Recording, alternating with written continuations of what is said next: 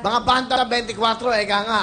Okay, good, ha? Welcome. Dep, ayun ang camera mo. Bumati ka muna. Hello po, binabati ko mga kapatid ko, ang tatay ko, ang mga kamag-anak ko, lalo na ang ate ko na nasa Laguna. Hello Ate Day, Kuya Jem. Lalo na po sa yung mga sinasamahan kong banda, ang banda San Musiko, Lorenzo. tawag banda musiko. Ang tawag sa inyo, di ba? Opo.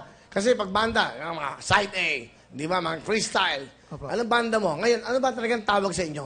Musiko po. Musiko, Opo. banda musiko sa probinsya. Opo. Okay, ano hawak mo? Saxophone po. Nagka-clarinet. Nagka-clarinet? Nagpa-flute po. Lahat? Opo. Okay. Nagtuturo din po. Ah, teacher ka rin. Yes, sir. Okay, sino kasama mo?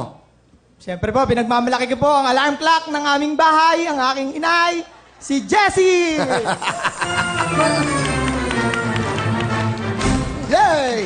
Nanay! Magandang hapon, Kuya Will. Happy birthday. Salamat po. Kayo daw ang alarm clock ng iyong anak. Ano ibig sabihin nun? Kasi po 10 sila magkakapatid. Kaya po maingay ako. Di ba? Ay, yung po 5 may asawa na nakabukod na po sa amin. Yung po 5 nasa akin.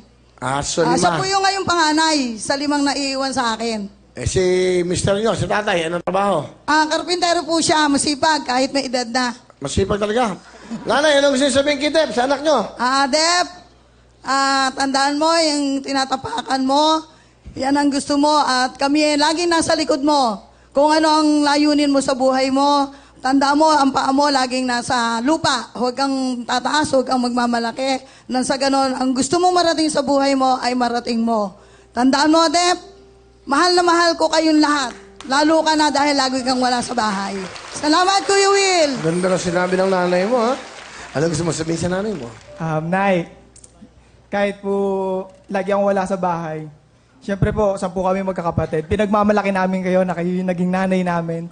Sapagkat kahit 10 kami magkakapatid, hindi nyo kami pinabayaan, hindi nyo hinayaang mapariwara yung buhay namin, na tinulungan nyo kami sa lahat ng bagay. Kaya pinagmamalaki ka namin kung ano yung narating namin, na yung pangaral mo, lagi namin tatandaan. Mahal na mahal ka namin magkakapatid.